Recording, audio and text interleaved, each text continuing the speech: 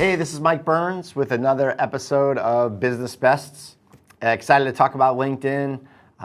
This was a really popular topic earlier when I started my consulting business, so I'm a big fan of LinkedIn. It got me a lot of speaking engagements, but it also helped a lot of my clients and myself too. I would try to take my own advice, and actually in preparing for today's recording, I realized my LinkedIn profile fell a little bit out of date. So I can tell you about that and why you always need to be currently, staying on top of what you're providing to the outside world. LinkedIn, to me, is the number one go-to social network for business-related things.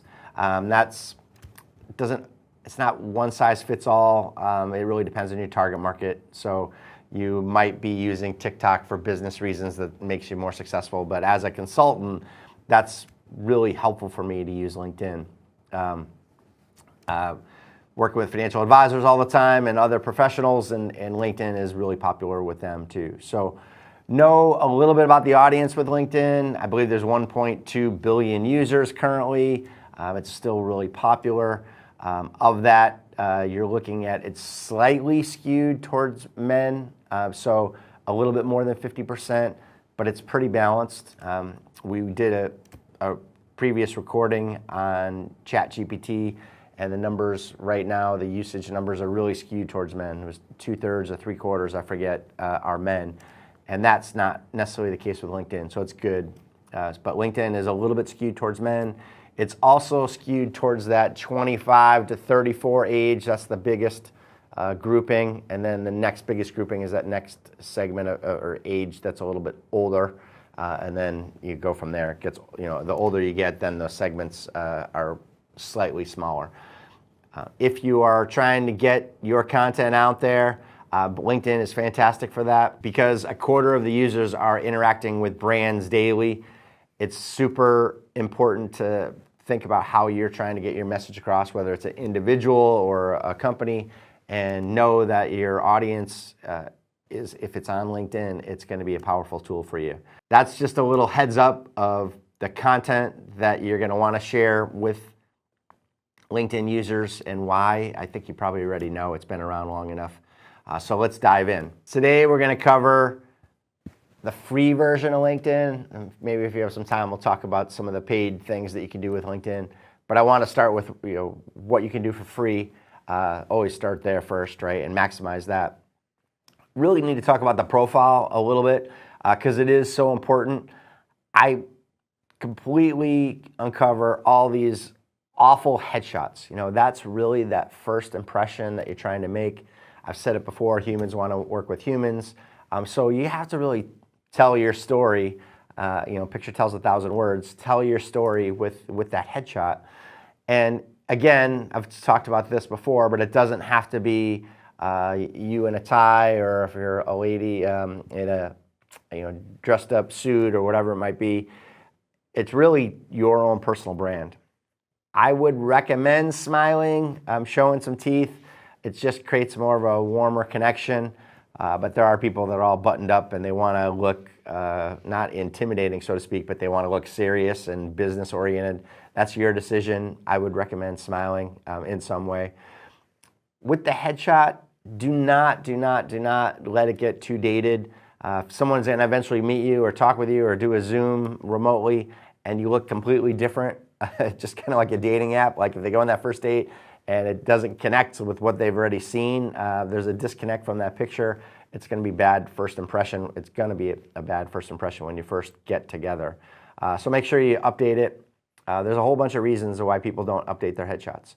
One is they can come with an expense, right? If you hire a professional photographer, that's something that could cost some time and dollars. So the resources there. So the time is obviously what you have to pay the professional, and the dollars is what you got to pay the professional. But the time is really about how much time you got to focus to go do a photo shoot at a certain location, coordinating it, getting there early, if you have to wear makeup or whatever, all the hoopla goes behind a headshot. It's not just something that you can do super easy. I think in today's day and age with editing and stuff, it's not that hard to take a quicker picture, but it comes with some legwork to get that right.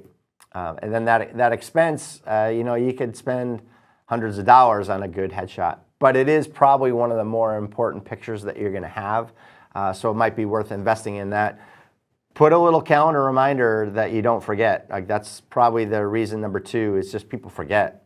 So they also want to, you want to have that good brand impression, and your personal brand is a big part of what you do, and it represents your business too. So businesses, if you get all your employees together, hire a professional photographer to do a photo shoot and have everybody go in while they're there. Or event conferences, that's kind of a cool thing to do too, is come to our booth and get a free headshot, or go to this certain room where the lighting's better and all that stuff. I've seen that a lot at conferences, so that's something that's kind of cool. If you go to those conferences, just take advantage of it, right? Go get the free headshot. The other reason that I see people kind of falter at keeping it updated, and I'm sorry, you just have to realize this is going to happen. We age. We start to wrinkle. Maybe we get chubbier cheeks. Me, a little hair challenged every year. It gets a little worse. So people just resist taking a picture. But if you have a picture that's 5 years old, it's time to update it. I'm sorry to be the one that pushes you. So make sure you just figure out what kind of brand image you want to have and go with it. If you're never wearing a tie in the office, or you're dressed down on kind of casual days a lot more often than you are professional, maybe it makes sense to have that true side of who you are and your brand come across. For me, for example, I won't ever take a headshot with that tie, because my image is more of that suit, sport coat, but usually a suit with a button-down shirt, and a little bit more casual. I kind of told my kids this weekend, because we have a wedding coming up, that ties are now reserved for weddings and funerals. But occasionally we'll dress up and wear a tie. But that's my brand image, right? So think about what you're trying to convey to the outside world, and then go with it. So headshots are really important. Sorry to spend so much time on that with LinkedIn. So talking about headshots, it's so important to know what you're getting into if you hire a professional. Are there any secret costs that you're not going to see, or added costs, I should say? Do you get the rights to the pictures too, right? You see a lot of times they have watermarks for, a lot of photographers do all these senior pictures for high school people, and then they're sharing it on Facebook before they took the watermark out. They didn't buy the picture, and that's some copyright issues, right? And there's some issues that in the legal issues of whether you can do that or not. So just know, are you going to own the picture outright? Then actually figure out how you're going to review the pictures. Some photographers will make the decision, they take 300 pictures and they are going to pick the one that they like best and then edit it and send it to you, and you get the finished product. To me, I would rather have a review of a whole bunch of pictures, the rough cuts of those, and then you get the choice. So think about how that relationship's going to work, and actually work with the photographer to make sure that's the case. So besides that contact sheet, that's industry jargon for photographers, what else do you need to know when working with a photographer?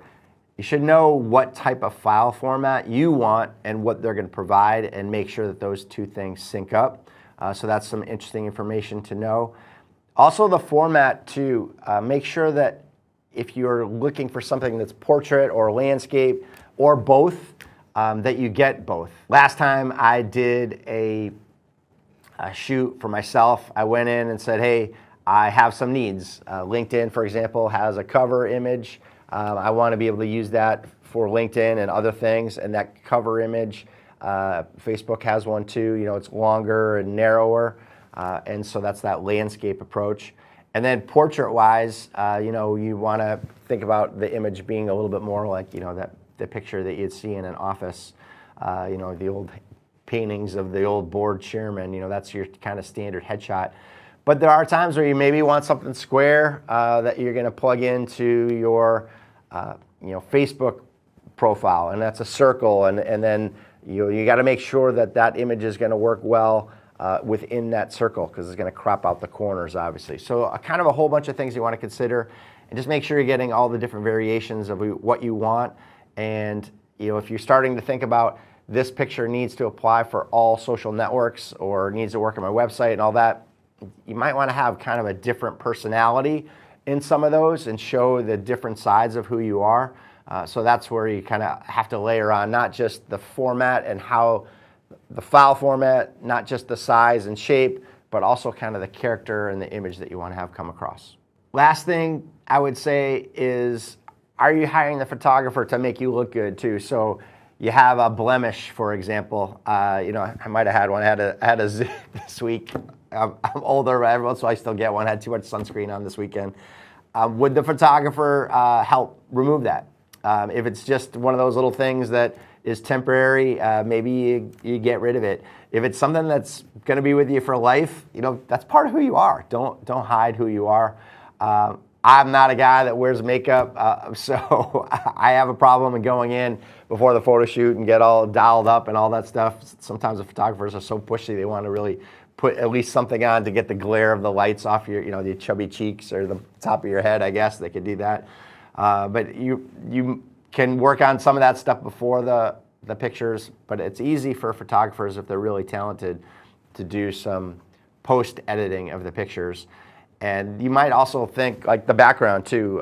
They can play with the background, they can blur it, they can change it, they can enhance it. So make sure you kind of know what you're getting into if you hire a professional to help you with your headshot. With your banner image, so kind of getting off the headshot discussion, you could use that photography work for your banner image.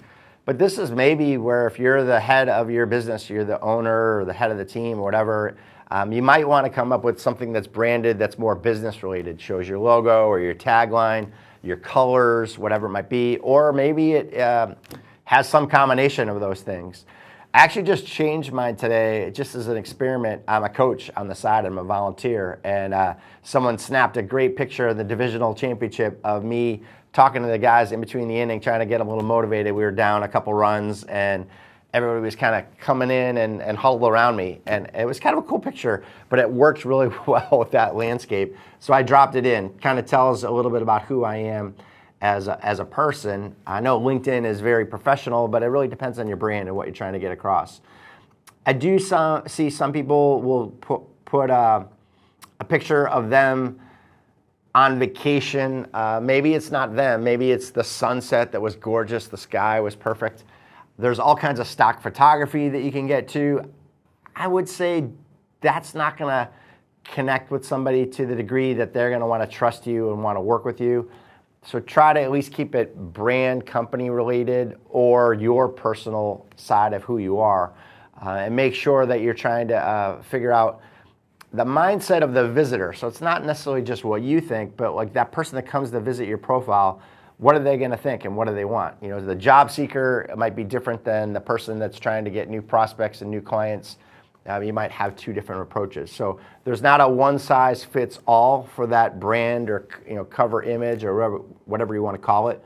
But make sure you have a strategy and then you execute on that too. Specifically, you can go in a quick search, look for the dimensions, pixels, all that kind of stuff.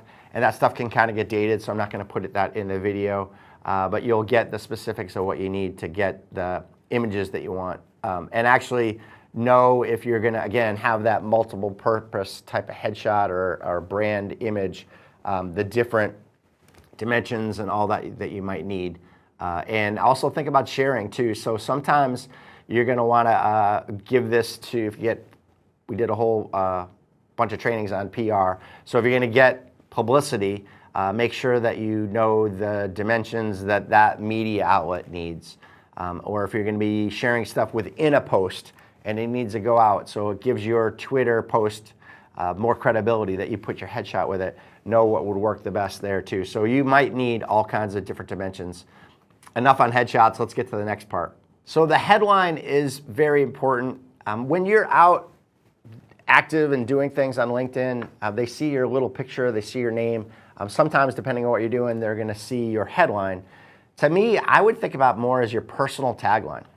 Most people are pretty straightforward in what they put in there. So my official title is President of Byrnes Consulting.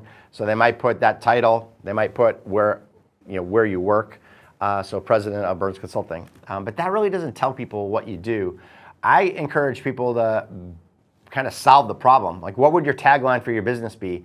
And then maybe that doesn't perfectly fit, but what then would be your tagline and how you help your customers or clients? And think about that. So I'll give you an example. I just updated mine today.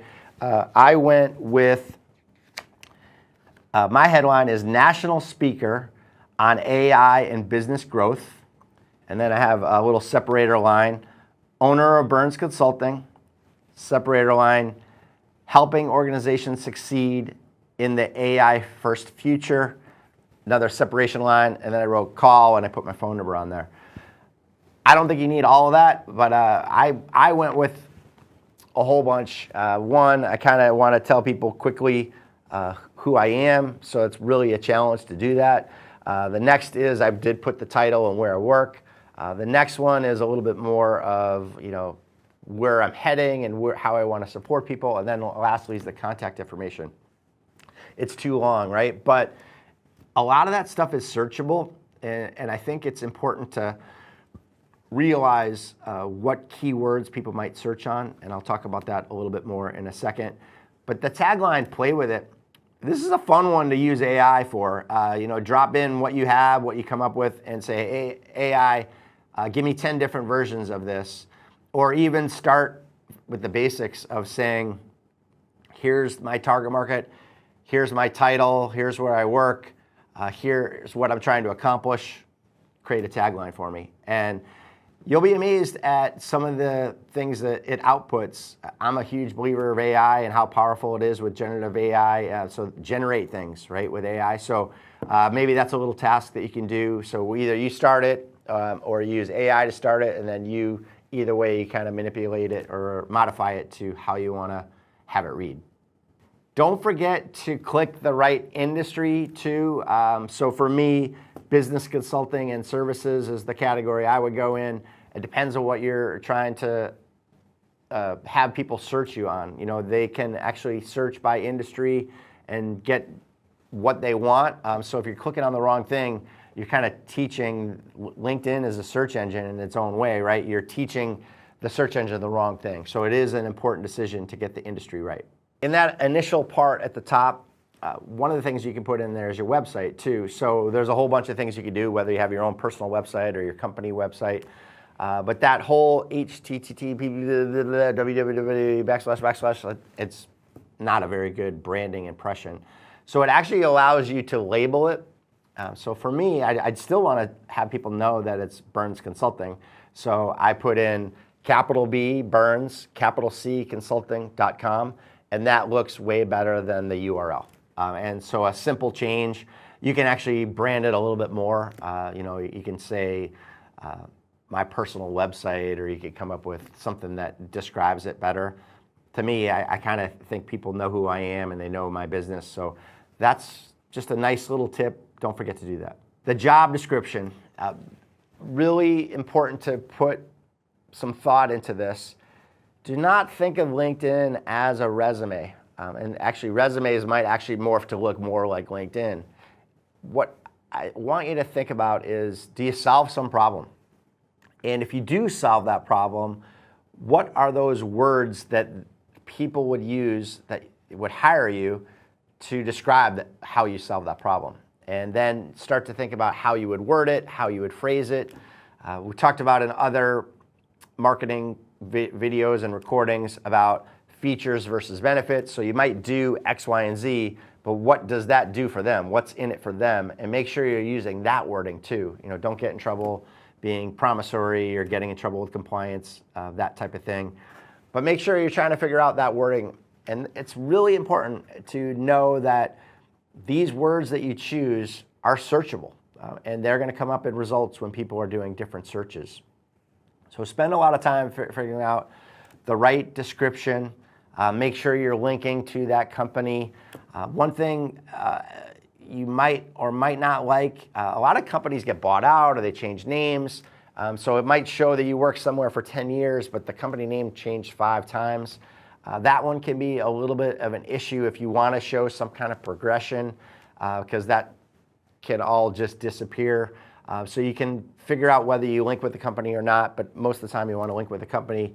And that's another way you can get found, right? If you're linking with the company, someone might come from the company first and say, hey, I want to know about X, Y, and Z company. They pull that up on LinkedIn, and then it shows all the current employees, and then they can find you that way. So it is important to get that right. It's a simple step that too many people get wrong. So make sure when you're setting up your profile or you're editing it now that you link to the right entity or organization or whatever it might be. I've done a lot on search engine optimization, and I'll do more on that. But think about your job description and your whole profile as something that's searchable. So I'll give you a simple example. You're a job seeker and you want to have HR recruiters find you. Does your profile match up with what they're searching? One of the things you can do now, and it's really simple, is to say, hey, reverse engineer. What's the job description that they're posting, and what's the terms they're using in that job description, and reverse engineer it. And if you're not a very good writer, or you want to keep it really concise, but you're not so good at doing that, take what you have, say, hey, AI, please add these keywords that these recruiters are looking for. And by the way, give me 3 examples. And they can actually give you content that can be really valuable. The other thing that you're going to want to figure out if you're not a job seeker is who's searching you, right? Like, what are your clients looking for? Is it that industry jargon that you have written in there right now? It probably isn't. It's nice to have all those designations. Nice to have that you're a certain type of professional, but that might not be what they're searching for. Maybe you need a little bit of that, but that maybe is not the lead of what you're trying to do. The other thing your profile should do is demonstrate how you've helped people succeed. Again, you can't guarantee future results, but how could you do a little case study or demonstrate what you're trying to do? And that ties in with what's in it for me when that person comes to review your LinkedIn profile. I used to talk about this all the time. I spoke about LinkedIn when it first came out. I was the first consultant in my industry out there and writing about it and speaking about it. And I always said, if you went to a doctor's office, it would be great to know that they had all these degrees. You imagine you're sitting across from a doctor and they got all the framed diplomas and licenses and all that stuff behind them, behind their, they're sitting at the desk, and that's the background you're looking at behind them. But you really care about, can they solve your problem? And that's what you would want to have come across in a conversation with a doctor. So now imagine you're a professional and that first-time viewer, never met you in person, this is their first impression. We've talked about that Google moment of truth, like that first moment of truth is zero. It's actually the 0 moment of truth because it happens before that first introduction. What do you want to have that get across? And so case studies with compliance permission might be something that you want to do. There are different ways to feature different content, and the more that you post, we'll talk about contact sharing. Those are things that will actually show up on your profile, and there are ways to kind of manipulate that a little bit so that's another way to tell people what you do. So don't just describe what you do, but actually demonstrate it and show that. Let's talk about a couple more things on the LinkedIn profile. I'm not going to go through every single thing, but recommendations is a big one, and skills. So skills is a little less important.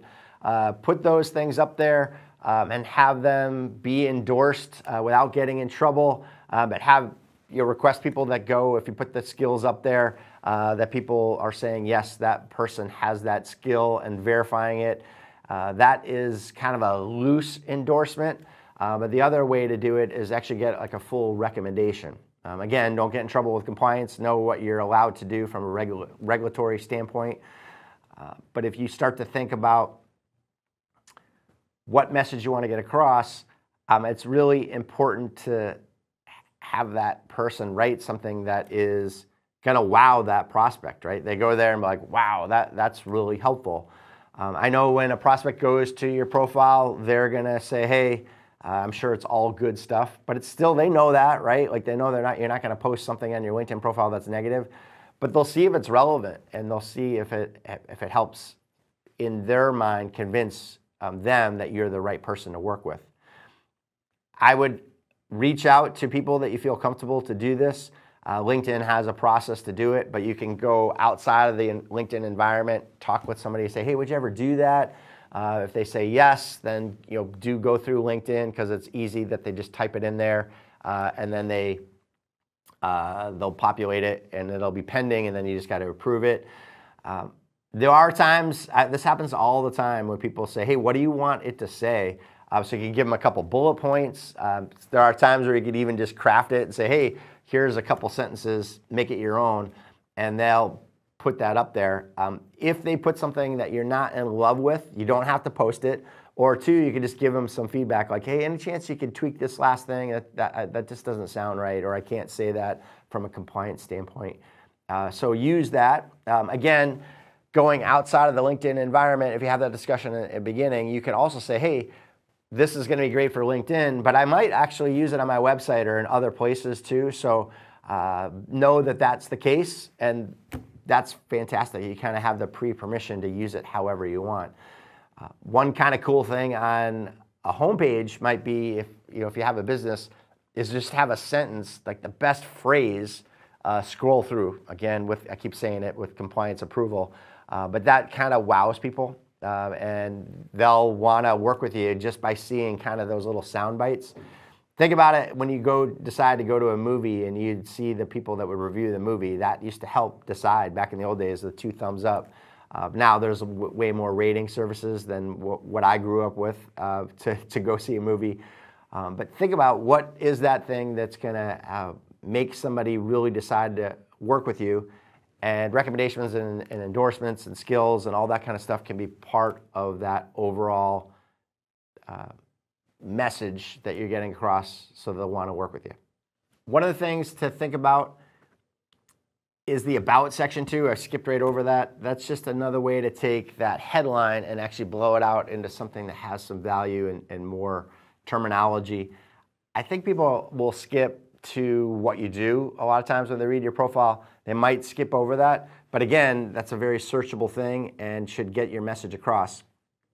Try not to have a big chunky paragraph. If you used every word that they're going to allow you to do, and it's all there's no breaks or whatever, I think you're not going to make a very good impression. People will just bounce off that kind of text block format. So there are ways that you can actually have it be more scannable. You can actually have bullets. So you can actually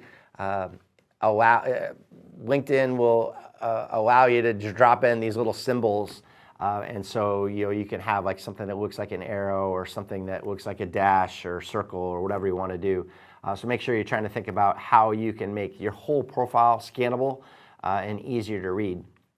One of the things you want to do after you create your LinkedIn profile, you're probably going to do it on a desktop or a laptop. You might do it on your phone. I'm guessing more of the updates happen on something that's a little bit bigger.